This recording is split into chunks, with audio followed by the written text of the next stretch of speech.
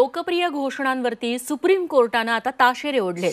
यामुळे लाडकी बहीण योजना अडचणीत येण्याची शक्यता आहे। लाडकी बहीण योजनेवरती टीकेचा सूर बघायला मिळाला।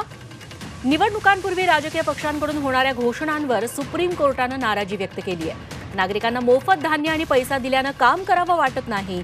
देशाचा सर्वांगीण विकास साधण्यासाठी सर्वसामान्य नागरिकांना समाजाच्या मुख्य प्रवाहात आणा, अशा शब्दात सुप्रीम कोर्टाने राजकीय पक्षांवर ताशेरे ओढलेत। यावर डीपीडीसी मध्ये कोणतीही कपात केलेली नाही, तसंच गरजूंसाठीच ही योजना असल्याचं शिवसेनेने सांगितलंय।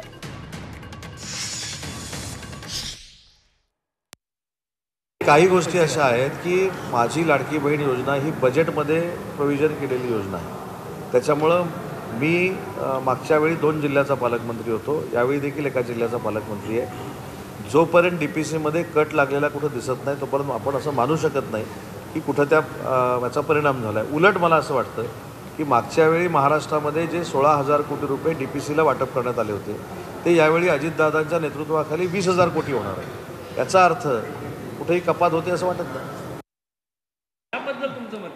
गरजू लोकांकरताच ही योजना आहे। गरजू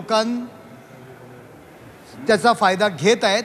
काही ठिकाणी चुकीच्या पद्धतीने जर काही गोष्टी घडल्या असतील तर ती रद्दही करतोय ना आम्ही। त्यांचं ज्यांनी 4 व्हीलर आहे त्यांनी फॉर्म भरला लाडकी बहीण योजनाचा, आम्ही म्हणतोय का की तो त्यांना पण द्या? आम्ही म्हणतोय त्याच्यावरती कारवाई करा।